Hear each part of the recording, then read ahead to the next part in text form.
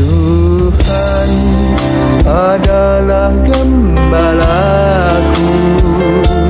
takkan kekurangan aku. Saudara-saudara yang terkasih di dalam Kristus, selamat pagi.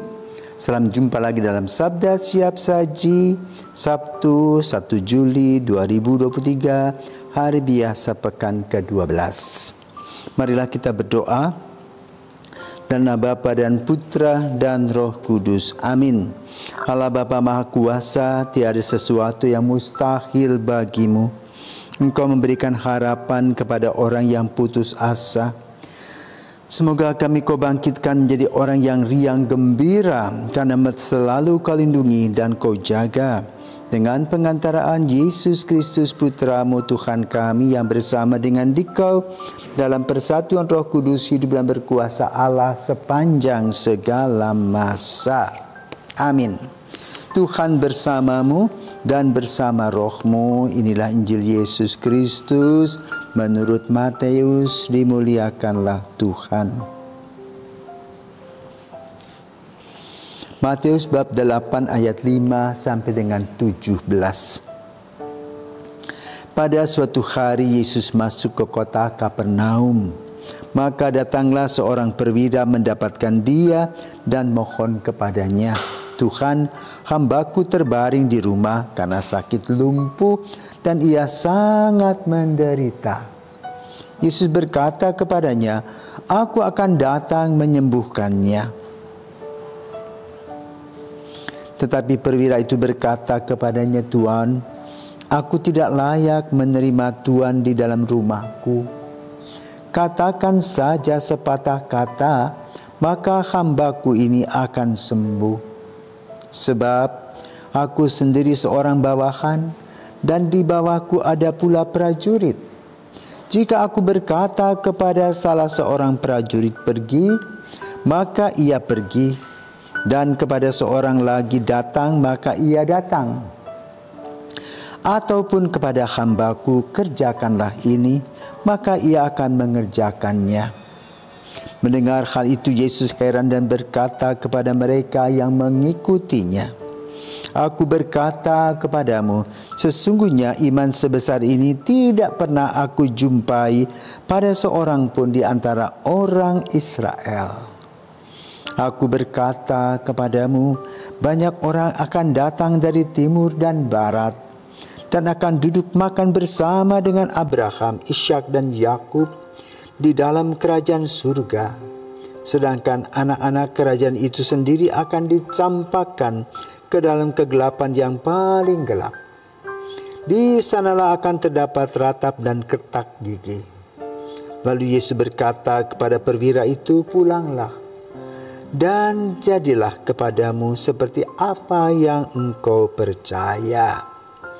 Maka pada saat itu juga sembuhlah hambanya. Setibanya di rumah Petrus, Yesus pun melihat ibu mertua Petrus terbaring karena sakit demam. Maka dipegangnya tangan wanita itu, lalu lenyaplah demamnya. Wanita itu lalu bangun dan melayani Yesus. Menjelang malam dibawalah kepada Yesus banyak orang yang kerasukan setan, dan dengan sepatah kata Yesus mengusir roh-roh itu dan menyembuhkan orang-orang yang menderita sakit. Hal itu terjadi supaya genaplah sabda yang disampaikan oleh Nabi Yesaya, "Dialah yang memikul kelemahan kita dan menanggung penyakit kita." Demikianlah sabda Tuhan, terpujilah Kristus. Saudara-saudaraku yang terkasih, selamat pagi. Hari ini kita diajak dengan 3 peristiwa iman.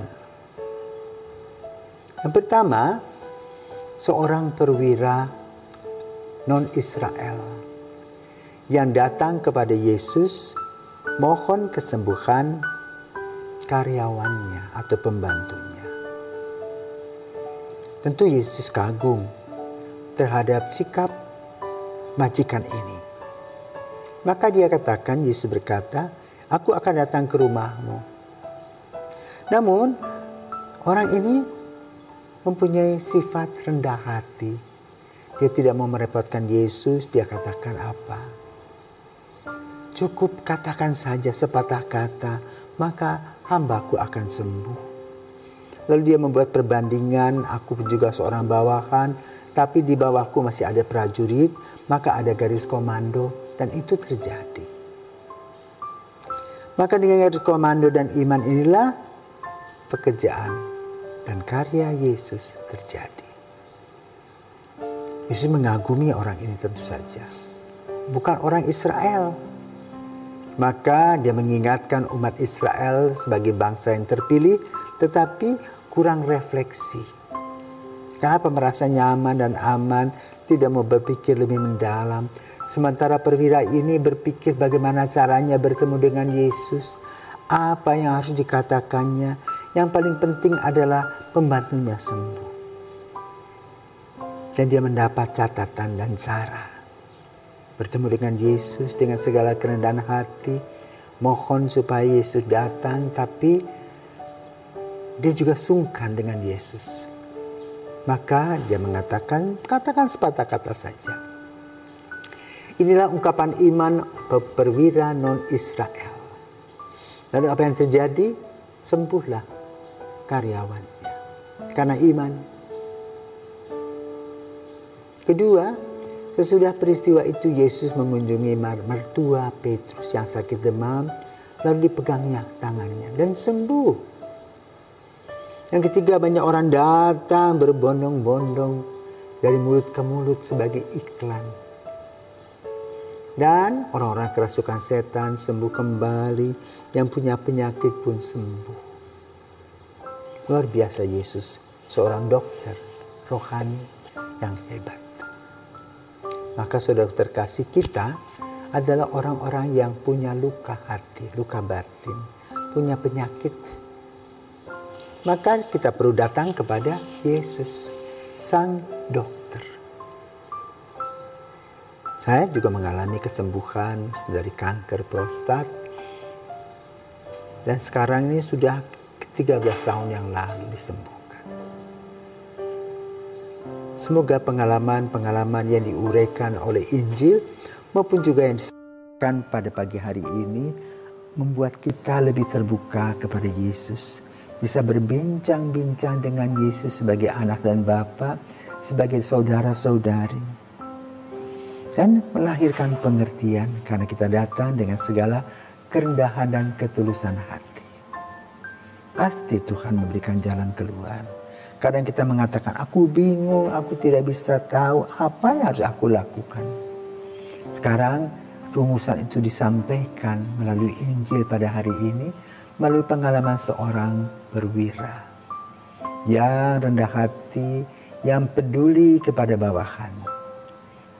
Maka di satu sisi kita juga diajarkan untuk melihat bagaimana perwira ini hebat, memperhatikan dan mempedulikan pegawainya. Duduk sama rendah, berdiri sama tinggi. Maka kita pun juga diajarkan agar kita juga perhatikan karyawan-karyawan kita yang Tuhan utus kepada kita untuk membantu kita baik dalam keluarga maupun dalam perusahaan kita. Dan semoga semuanya berjalan dengan baik karena menggunakan sistem kekeluargaan sebagaimana yang dilaksanakan oleh Yesus terhadap perwira tadi. Selamat pagi, Tuhan memberkati.